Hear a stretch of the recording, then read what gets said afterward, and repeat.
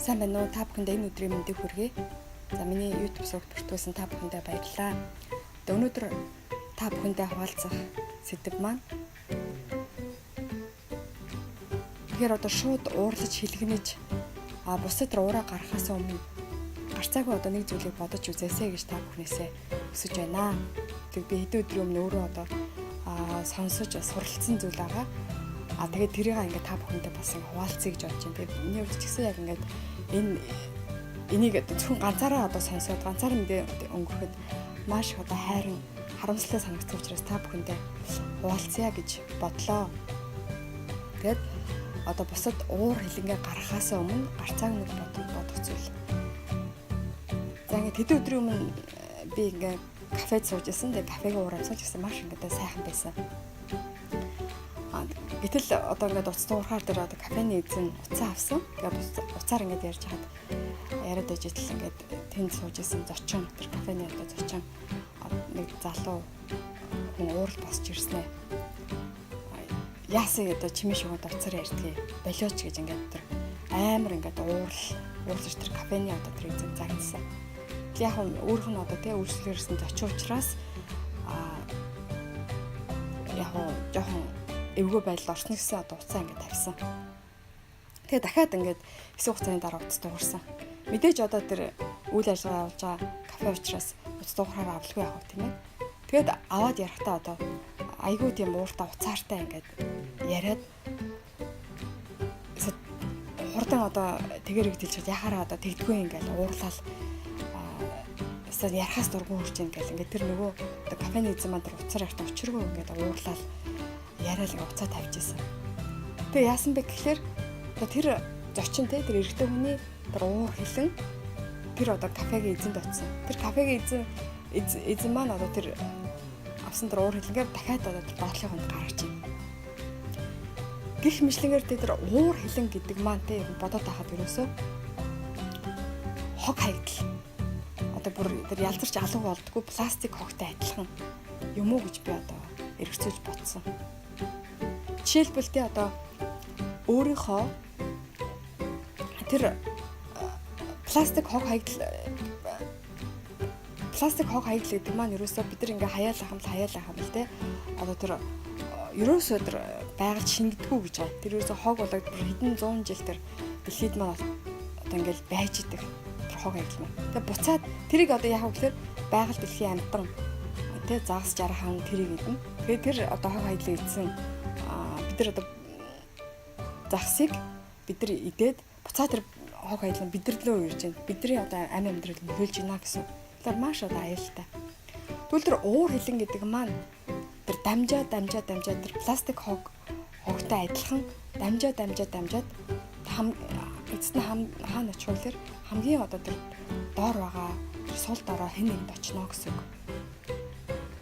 За жишээлбэл тэр одоо уур хилэн уурлуул загнуулсан тэр одоо ажилтан маань гэртээ очиод яах вэ? Гэртээ очиод одоо гэрийнхэн даураа гаргав. Хүүхдээ ураагаар. Эсвэл нэрээ гэртээ очиод одоо хүүхдээ загнаал. Яхаар одоо хүртэл одоо телевизэр үзээ байж байгаа. Буртгаш одоо телевизэр унтраа даалгавраа хийсэн үү гэж хүүхдүүдээ ингээл уурлахын гараа авахта уурлаад уцаарлал загна тэ. Тэгэхээр тэр одоо хүүхдэд тэр одоо уур хилэн маань шингээд үлдчихэж байна гэсэн. Тэр пластик хог одоо тэр биед нь хуримтлалтай үлдчихэж байна гэсэн. Яг мэдээж тэр одоо харагдахгүй тэр стилийн зүйл учраас харагдахгүй. Тэгээд одоо гидсэн нь одоо биед нь шингээд үлдчихлээ тэр пластик уур хилэнгийн хог маань. За тэгээд тэр ах нь одоо дүүгээ загна гэх мэтлэгээр ингээд яваад байна тийм. Ийм байдлаар одоо тэр пластик хог дамжиж явдаг юм байна. За жишээлбэл одоо хадам ээж бэр хоёрын одоо хооронд харилцааг аваад үзье тийм. Хадам ээж маань одоо тийм айгүй одоо ууртай, уцаартай тийм. Зааса бэрээ дуудаад хамаг уураа бэртээ гаргалаа. Яста нэрээ тэр одоо бэрийг дуудаад яста хамаг л байдаг юм хэллээ яста нэрээ дандаа тэгжээдэг гээл уурлал бэрээ загнаад бүх одоо уурал тэр бэртээ гаргачлаа. Тэгвэл тэр бэр одоо яах вэ? нөхрөөгөө ирэхээр нөхртөө уурлаа. Ээж одоо яхаараа намайг дандаа тэгж идгийг. Ээж надад яхаараа тэгж ууралж идгийг гэж нөхртөө одоо ураа гаргав. Тэгвэл тэр ажлаасаа ирсэн нөхөр маань тэр уурыг одоо хүүхдээ гаргав. Хурдан одоо гаднаас орж ирээд гар хөлөөгээд хоолндоо идэ хурдан одоо амар яхаараа ингэж идгийг гэлтэй. Ингээд одоо том хүүхдээ ураа гаргав. Тэгвэл том хүү маань тэр уур хилэн ингээ хэнд гарах вэ гэхээр доорх дүүдээ гаргав. Хин миний одоо компьютерыг оруулсан бэ? Яхаар компьютер оруулж идэх гээл те дүүдээ одоо загна. Тэгвэл тэр хадам ээжийн уурсан уур хүнд очих уу гэхээр бэрд очлоо. Бэрээс нөхөрт очлоо. Нөхрөөс том хүүгээс баг хүүд очлоо.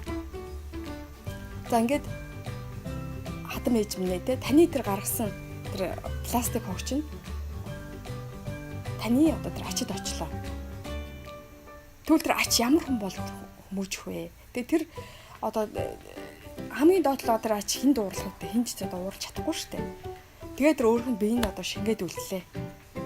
Тэгвэл байнга одоо тэр уур уцаартай загнуулж байгаа тийм гэр бүл төссөн тэр хүүхэд ямар хүн болж өсвэ? Ойлгомжтой тий? Одоо ухааны сааталтай ч гэдэг юм уу? Сэтгэн бодох чадваргүй ч гэдэг юм уу? Өөртөө итгэлгүй. Тэ ямар нэгэн одоо хүмүүсийн доголдолтой тийм хүн болж өснө. Тэгвэл тэр хүмүүсийн доголдолтой тэр хүний өсгсөн эцэг их тэр одоо эмээ буцаад тэр хүүхдээсээ тэр зовлон мэдрэнэ. Буцаад одоо тэр хүүхдтэйгээ хамт амьдрахад бүр насан туршдаа тэр хүүхдийг одоо хүүхдтэй хамт амьдрахад зовж, ядарч хүн хүүхдлээ тэгж амьдрна. Өдөр надаас гарсан тэр уур хилэнгийн хог хаягдл пластик маань явн явсаар буцаад над руу ирнэ. Буцаад би өөрөө зовлон дунна гэсэн. Тийм болохоор юу юугаа уурлаж, бухимдаа гарахаасаа өмнө гарцаагүй бодох хэрэгтэй. Буцаад энэ маань хүнд очих вэ? Буцаад ямар муу нөлөө байгаа вэ гэж бодох хэрэгтэй. За жишээд одоо компани дээр аваад үзье те. За дарга одоо уурлаад тэр доотлынхаа одоо хэсгийн даргыг загналаа. Тэгвэл хэсгийн дарга дахиад одоо тэр доотлынхаа хүнийг загналаа. За ингэж явн явсаар одоо хамгийн тэр доотлын хүнд очлоо тэр компани. Тэгээ одоо тухайн үед тэр одоо дарга уурлаад өөрөө тэр уур хилэнг одоо гаргаа сэтгэл нь тайвшраа сайхан болсон байж магадгүй. Одоо би ингээ сайхан болчлоо. Хэлэх юм хэлчлээ гэдэг ингээд сайхан болсон байж магадгүй. Гэтэл сайхан болсон. Яг эцсийн үр дүндээ сайхан болсон зүйл биш ээ. Буцаад тэр хор нөлөөд тэр компанид ирнэ. Тэр захирал дээр ирнэ. Яг хөө тэр доотлын одоо ажилтан маань үйлчлүүлэгчид ураа гаргана. Тэгвэл үйлчлүүлэгчд ураа гаргасан тэр компани яах вэ? Үйлчлүүлэгчгүй болно гэсэн. Ингээд тэр компани дампуурч магадгүй. Ийм аюултай. Буцаад тэр надаас юу гарна тэр маань буцаад ирнэ гэсэн. Одоо нийгэм дээр аваад үзэх те. Одоо төр засаг те ард түмэндээ буруу зүйл хийлээ. Ард түмнээ хогшоох зүйл хийлээ. Тэгвэл яах вэ? Тэр ард түм хүч сул дорой ард түм тэрийг одоо хүлээж аваад буцаад яахлаа тэр усад хор нөлөөтэй тэр зүйл. Гэмт хэрэг. Тэр усад одоо хор нөлөөтэй терроризм гэдэг янз бүрийн тийм муу зүйл гарч ирнэ. Буцаад тэр одоо тэр төрийг барьж байгаа нам буцаад тэр ус төрийн том асуудал болж гарч ирнэ гэсэн.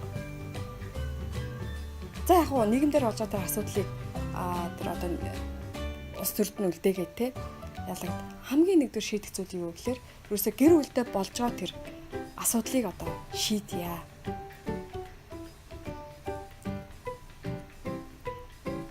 Тэгвэл миний тэр одоо уурлаад байгаа, уцаарлаад байгаа тэр уурыг мэдээч гэсэн хүн болгоно л одоо уурах үе байдаг. Тэр одоо уур хулын хоримтлах үе байдаг. Мэдээч хүн л юм чи сэтгэлтэй юм чи те. Тэгвэл тэр зүйлээ одоо дамжаад олон одоо хүнд дамжиж явж тэр хор нөлөө болж яг тэр зүйлийг яаж зогсоох вэ? Заавал одоо би одоо уурлаж бухимдлаа гэд одоо хүнд гаргах хэрэгтэй мүү? Заавал тэр хог пластик гадагшаа хин нэг рүү цацаж босод хор нөлөө учруулах шаардлагатай мүү? Тэгвэл тэр өөрөө тэр уур бухимдлыг арай нэг өөр гаргаартай тайлах бас боломж, тайлах арга юу вэ гэдгээс бодож олно шүү дээ. Гэтэ ухаалаг хүмүүс бол те одоо тэр аргыг одоо тийм одоо аргыг олж те өөрийнхөө тэр уур бухимдлыг гаргадаг одоо хүмүүс байдгийн байна. Жишээлбэл одоо те амар одоо уурсан үедээ хин нэгэнд биш хоосон одоо орон зайд эсвэл одоо те хин нэг нь муухай нөлөө үзүүлэхгүйгээр тэр одоо уур хил ингээд тайлах аргууд байна. Жишээл одоо хар урдаараа гүйж өсөө гаргах ч юм уу. Эсвэл одоо хамаг байдгаараа те гэр орноо цэвэрлдэг ч юм уу. Тэ эсвэл одоо жимд очиж дасгал хийж те тэр өөрийнхөө уур хилэн гаргадаг ч юм уу. Эсвэл одоо хаа нэгэн одоо хээр газар очиж те хамаг чадлаараа орилдог ч юм уу. Ямар нэгэн тэр одоо бусад хор нөлөө, бусад муу нөлөө үзүүлэхгүйгээр тэгж өөрийнхөө уур хилэн гаргаж болно шүү дээ. Эсвэл одоо бясалгал залбирал гэдэг юм те. Тэг аргыг одоо олж олох хэрэгтэй маа. Ингэх юм бол одоо тэр хин нэгэнд ямар нэгэн муу зүйл очихгүй буцаад тэр чинь одоо өөдөө хайсан чулуу өөрийн толгой дээр бууна гэдэг тийм зүйл болохгүй маа. Тэрийг одоо маш сайн бодох хэрэгтэй. Тэгээд тэр одоо юугүй уурлаж бухимдаж хин нэгэнд одоо уураа гаргахаасаа төрүүлээд та бодож зөв ухаалаг аргаар уур хилэнгээ одоо сэтгэлээ стрессээ тайлж байх аргыг одоо өөртөө тохирсон аргыг олоорой. Тэгээ сайн сайхан аз жаргалтай гэр бүлийг бүтээгээрэй гэж одоо хэлмээр байна. За ингээд өөрийнхөө одоо сурсан, сонсон зүйлээ та бүхэндээ хуваалцлаа. Баярлалаа.